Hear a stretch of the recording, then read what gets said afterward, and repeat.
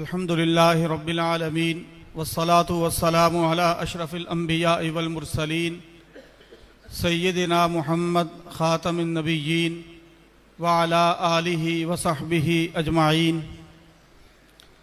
बुजुर्गान मोहतरम, बिरादरान इस्लाम, मैं कोई लंबी बात नहीं करूँगा, वक्त मुख्तसर है।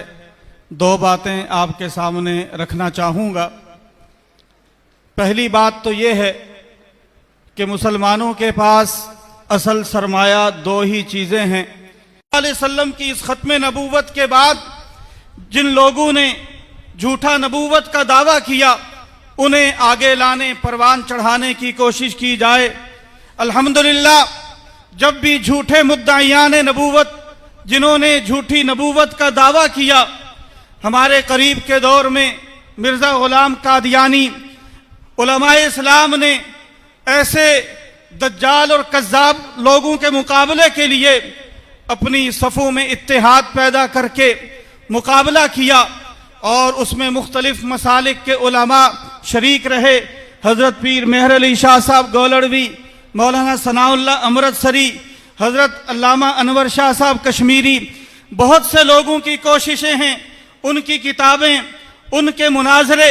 लेकिन मैं यकीन से कहता हूँ, इन तमाम उलमा की कोशिशों में अगर जान भरी, इनमें हयात ताज़ा पैदा की, तो मजलिस अहरार इस्लाम ने सैयद अताउल्लाह शाह बुखारी रहमहुल्लाह और उनके इस काफिला में शामिल काजी एहसान अहमद शुजाबादी, मौलाना मोहम्मद अली जालंधरी, मौलाना हबीबुर रहमान लुधियानवी, ये वो मुकद्दस काफिला था जिन्होंने तहफ़्फ़ुज़ ख़त्म नबूवत के लिए की जाने वाली कोशिशों को अगर हयात ताज़ा बख्शी है, तो मजलिस अहरार इस्लाम के खून ने, इनकी कोशिशों ने, इनकी काविशों ने, इनकी कई धाइयों पर मुश्तमिल कोशिशें वो रंग लाईं और इस इस्लाम के बुनियादी अकीदे का तहफ़्फ़ुज़ हुआ।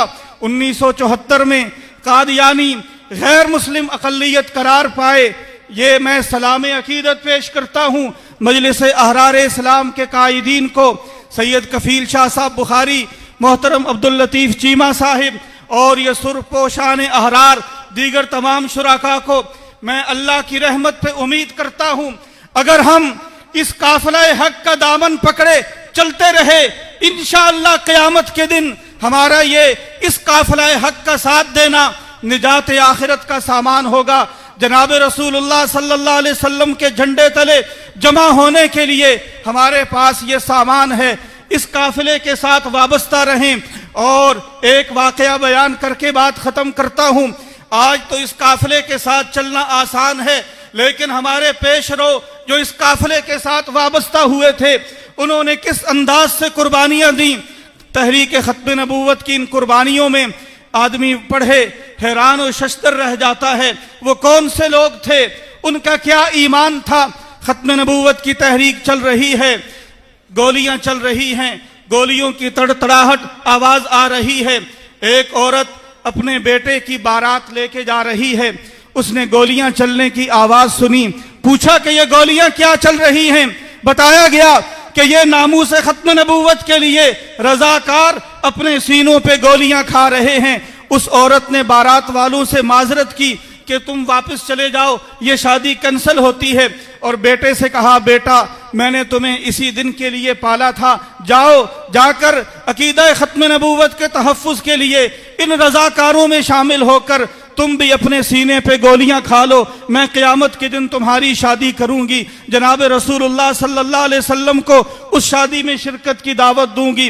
वो नौजवान अपनी वालिदा की बात सुनकर वो भी उस तहरीक में शरीक हो गया और शहीद हुआ। सारी गोलियां उसके सीने पर लगी हुई थीं। ये बेशुमार वाक़यात हैं, दास्तानें हैं। उन लोगों की कुर्बानियों की बिना पर हम इस काबिल हुए थे कि 74 की तहरीक ख़त्म नबूवत ये रंग लाई, कादियानी गैर मुस्लिम अक़लियत करार पाए। लेकिन गैर मुस्लिम अक़लियत तो करार पा चुके हैं, उनकी साजिशों ने अभी दम नहीं तोड़ा।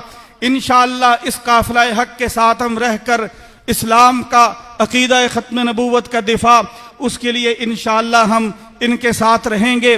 और इस यकीन के साथ कि क़यामत के दिन हमारे लिए ये निजात आखिरत का सामा जनाब रसूलुल्लाह सल्लल्लाहु अलैहि वसल्लम की शिफात हासिल करने का ये हमारे लिए एक ज़रिया और सबब होगा।